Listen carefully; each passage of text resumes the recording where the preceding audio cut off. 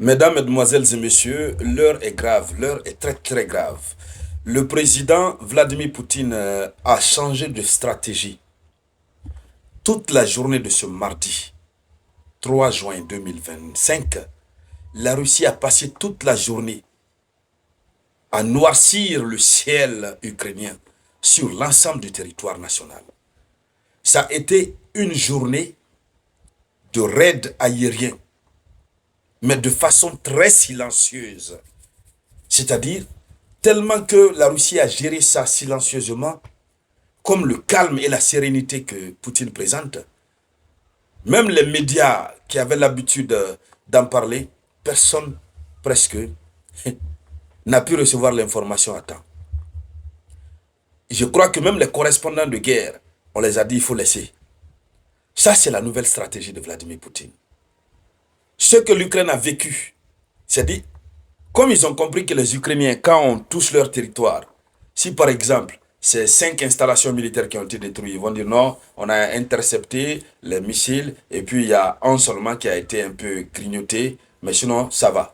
Comme ils le savent, eux aussi font la politique des Ukrainiens. Ils touchent en profondeur et puis c'est bouche bée. Pendant ce temps, ils sont en train d'évoluer sur le terrain. Et on n'allait même pas comprendre les réalités même. Si Zelensky ne s'était pas mis à pleurer et à dénoncer, en cette soirée du 3 juin 2025, Zelensky a commencé à dénoncer. Il pleure. La Russie n'a pas dit que c'est la riposte de ce qu'ils ont fait. La Russie dit que c'est l'opération militaire spéciale qui continue. Vladimir Poutine dit que, évidemment, ce sont les faibles qui frappent dans l'émotion. Et puis, rapidement comme ça, la Russie va riposter au bon moment. Donc ça, ce n'est même pas d'abord la riposte de la Russie. La Russie va riposter au bon moment. Mais la Russie ne va pas frapper dans la provocation. C'est ça l'idéologie de Vladimir Poutine. Donc ça veut dire ce qui s'est passé là, que nous allons voir les détails là, qui fait couler les larmes de Zelensky. Et puis personne, même les médias LCI et autres, personne n'en parle. Oui, oui, oui. Parce que la Russie ne veut pas qu'on en parle. Oui. La Russie a continué sur la même dose habituelle, elle a juste augmenté un peu.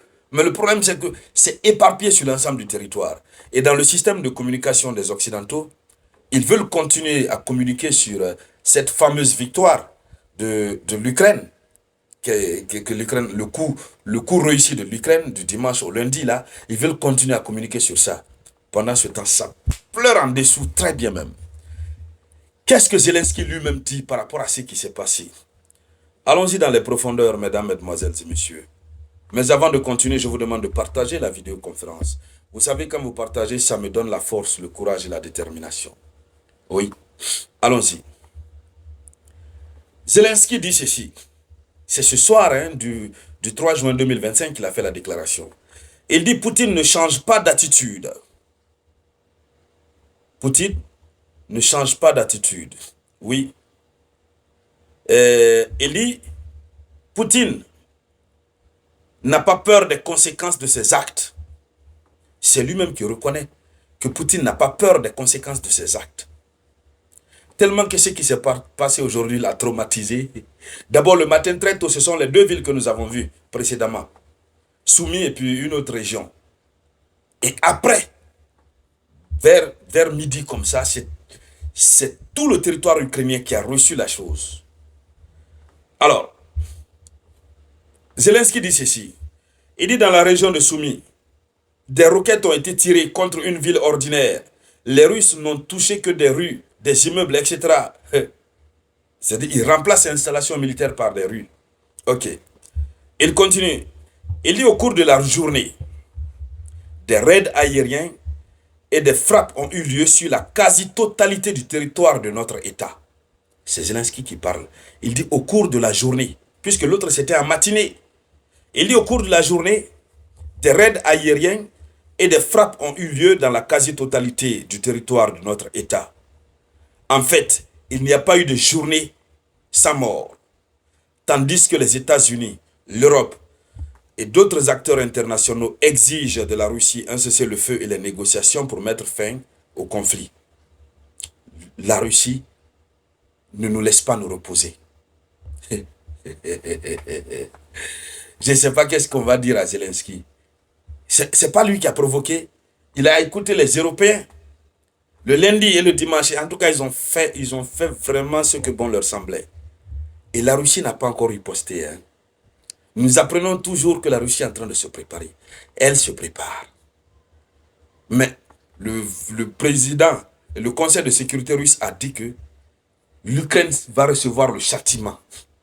Mais ce n'est pas le châtiment pour le moment. Poutine dit, il ne faut pas réagir spontanément lorsqu'on est provoqué. Il faut garder le sang-froid, il faut agir avec sagesse. Il faut attendre le bon moment. Mais en attendant ce bon moment-là, ce qu'il est en train de faire vivre à l'Ukraine, c'est autre chose. Donc, alors, Zelensky dénonce de nouveau, il dénonce la nouvelle détermination manifeste de la Russie de poursuivre la guerre. Donc, le chef d'État ukrainien a réitéré son appel à ce que de nouvelles sanctions internationales soient prises contre la Russie, estimant que Poutine ne change pas d'attitude tant qu'il n'a pas peur des conséquences de ses actes. Donc, il appelle à de nouvelles sanctions. Il faut qu'on sanctionne Poutine. Ce qu'ils ont fait là, ça n'a pas fait peur à Poutine. C'est ce qu'il est en train de regretter. Ça ne lui a pas fait peur. Et Poutine continue de la plus belle manière. Ils ont fait. Et ce qu'ils ont fait là, ils ont préparé ça pendant 1 année et demie. Et la Russie n'a pas besoin d'1 année et demie, c'est juste 30 minutes de réflexion. Le temps juste pour Poutine de donner l'ordre pour dire, bon, il a la carte en main, il dit, bon, envoyez ça ici, ici, ici. Ou bien il dit, bon, envoyez sur tout le territoire. Envoyez seulement. Et puis ça va. Ils en ont à gogo. Quand je vois le Royaume-Uni qui dit qu'ils vont construire 6 usines de production de munitions pour s'élever contre la Russie a déjà combien d'usines de production de munitions? Et la Russie a ses usines. Et la Russie a déjà produit des stocks en quantité importante qui sont déposés. La Russie est là. Parce que la Russie a toujours connu, la Russie sait sa position au sein de l'Europe. Donc, elle s'est préparée. Alors, Zelensky dit ceci.